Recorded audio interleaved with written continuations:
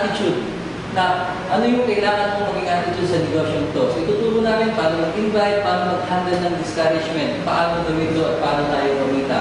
Mag-a-attend lang po kayo free training siya. And then, sa halagang 200, 500, 750 business owner na kayo, imagine naman, pinag-usapan natin kanina, traditional for you to earn millions, you must invest millions. Pero rito, sa maliit na halaga, ikaw na yung boss.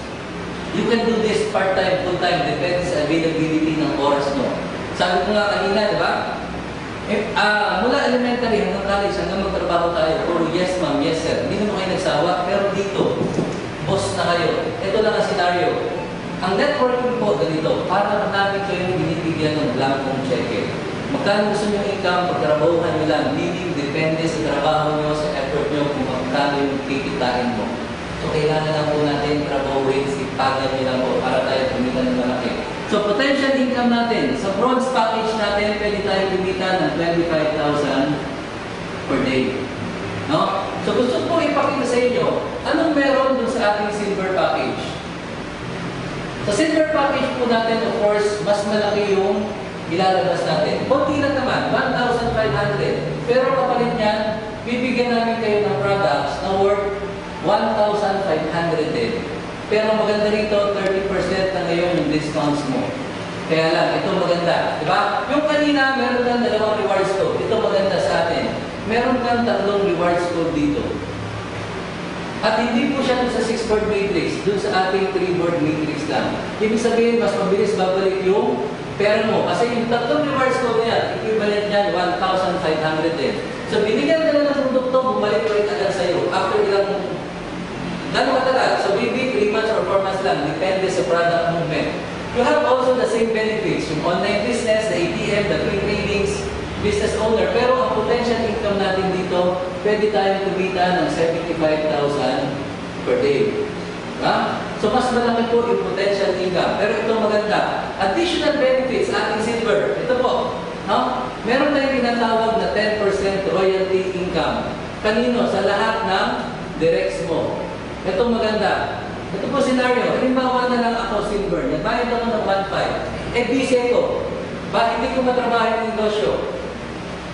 Halimbawa, mina-invite akong isang kakilala ko. Po, kilala ko pala, ang daming kakilala. Ang galing, no? So, ang recruiter. Ngayon, ginawa niya yung negosyo agad. Kumita siya agad na mabilis. Halimbawa, kumita siya ngayon ng 500,000 dun sa kanyang paying bonus. Ito ang sabi ng company.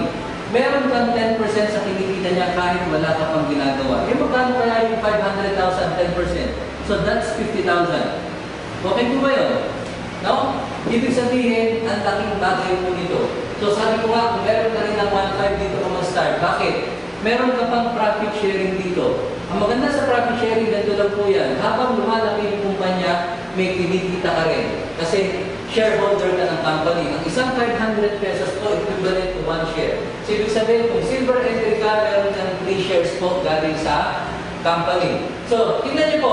Gusto ko ipakita sa inyo, sa apat na package natin, 200, 500, kung wala ka rin na, di ba? Gusto mo na mag-umpisa, pwede ka na mag-umpisa rito. Kaya nga lang, sabi ko nga, mag-aantay ka bago ka kumita. Ito maganda.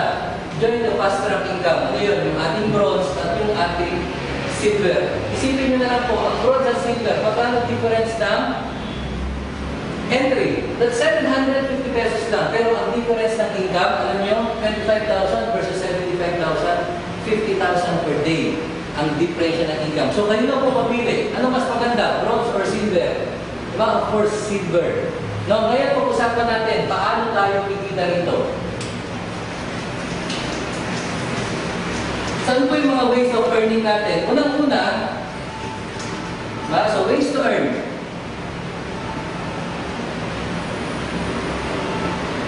Unang-una, pwede ka mag-direct selling. Direct selling, benta-benta. Hindi lahat gusto yan, pero marami pa rin itong magaling yan. Yan ang buhay po yung mga direct selling company, like yung sapatos, yung make-ups, diba, yung mga pandit bra. Kasi nga, marami pa rin nagde-direct selling. Kaya lang ang problema, of course, sariling effort mo lang. Look at the scenario. Tinaman ka magbenta, wala ka magbentahan, may kita wala. Of course, wala. Diba? Kasi nga, personal effort mo lang. So, halimbawa, silver ka ng entry, meron ka ng 30% na discount doon. So, for example, meron tayong products na say 200 mabibili mo yun 140 na lang. So, kikita ka ngayon ng 60 pesos for every product. So, kung nakabenta ka ng 10, that's 600 pesos. Sabi ko nga, kung magaling ka sa benta-benta, pandagdag income mo yan. No? So, ito ang maganda, yung ating pangalawa. Ano yun? Tinatawag natin direct referral.